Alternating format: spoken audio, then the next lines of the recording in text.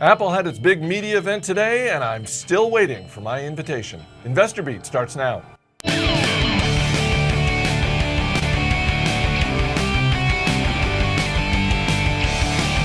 Dow Jones Index got its biggest shakeup since 2004. Joining the index are Nike, Visa, and Goldman Sachs. Gone are Bank of America, Alcoa, and Hewlett-Packard, but I hear they got some lovely parting gifts. Joining me in studio today, Mike Olsen and Dave Meier. Guys, our top story. At its media event this afternoon, Apple unveiled the much-anticipated iPhone 5S, as well as the 5C, a lower-cost model with a plastic casing that starts at around $99. Dave Meier? A lot of things going on at the event. What stood out to you? 64-bit processor, no doubt about that. This thing is going to make that iPhone just fly. It's going to be able to do all sorts of gaming, multimedia, and the graphics on it are just going to be incredible.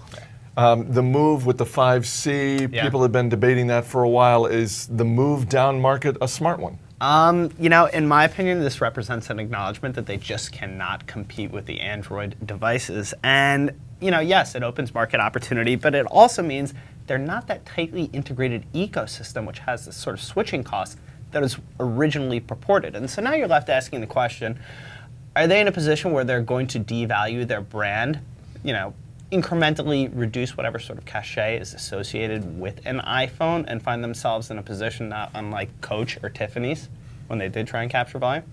I should point out that both you guys have iPads in front of you, so I have an iPhone in my pocket. we'll take all that with a grain of salt. When you look at shares of Apple, what do you think? Is it fairly valued? Is this a stock that still has room to run? No, I think it still has room to run. I think if you look at the volume that they can get with their new phone 5C, I think if you look at the additions to the 5S and the capabilities that thing has, I think it's still good times ahead for Apple. All right, let's get to some of the day's movers and shakers. Urban Outfitters down after announcing the third quarter sales came in weaker than the first half of the year. Tough time for apparel out there. Fashion is hard. And, taking a big picture view, this just affirms what we already knew, which is that teens are fickle and their income is sometimes fleeting. And that kind of represents an acknowledgement of just the bigger picture headwinds that any sort of retailer, and particularly one like Urban Outfitters, which deals in these sort of funky hipster-esque wares, faces. They've been incredibly successful. They've been very smart about targeting the right demographic.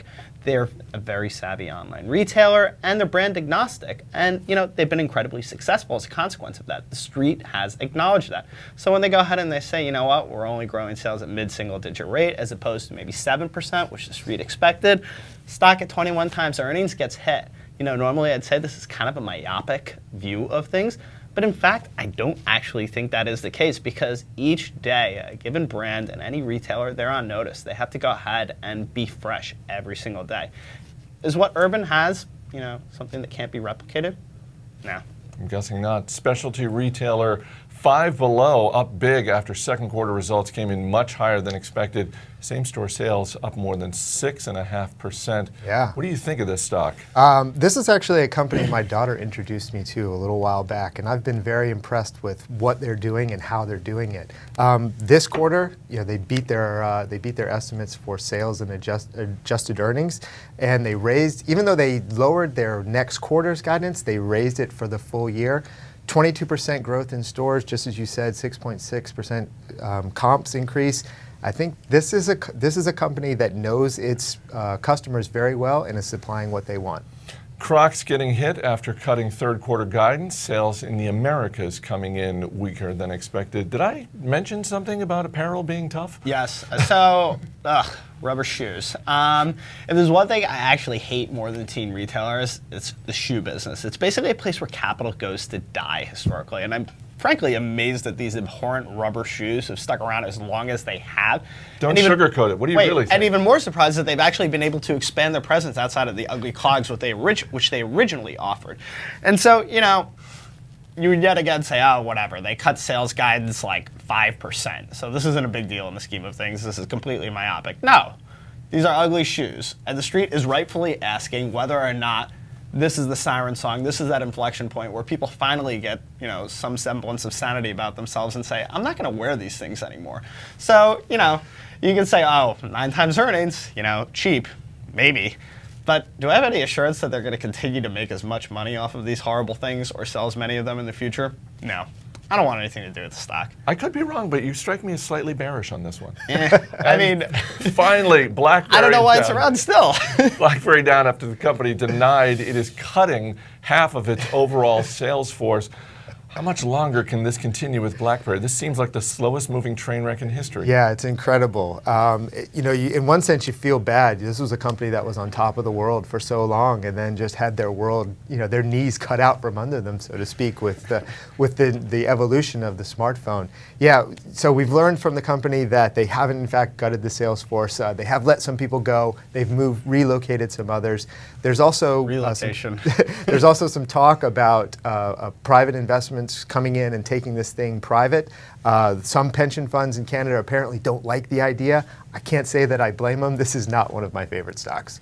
All right, that is going to do it for today's action. Let's look ahead to the rest of the week. What's the stock you've got on your radar? Cloud Peak Energy. They are the third largest coal producer in the Powder River Basin, which is one of the lowest cost sources of coal in the United States. Also is the lowest carbon content. Now, why do I like this? Coal is widely perceived as being in secular decline. But in fact, I do not believe that is the case. 40% of power generation comes from coal. And coal prices have been absolutely hammered over the course of the past 12 months because a lot of power producers, when natural gas prices plummeted last year, they went ahead and switched from coal to natural gas. Now natural gas prices have recovered, and the opposite is occurring. As we look towards the future, I think you're going to see a scenario where you're going to have much lower natural gas prices than we've historically seen. And so what you're going to see, Powder River Basin coal is going to be a net market share gainer, particularly in a carbon conscious world. And if you look out across 10, 20-year basis, internationally, I think there's actually a strong secular growth story here. Natural gas prices in Europe and Asia are substantially higher than they are here, 2 to 3 times, sometimes 4 or 5. And so, when you think about power generation, Asia, India, Europe, Japan, they're all going to be using coal. All right, Dave, what about you? Ambarella. This is a company that makes high-definition microprocessors for high-definition video, things like GoPro helmet cams. The company reported last week, had an excellent report. They're seeing strong sales growth of their old chips as well as their new chips.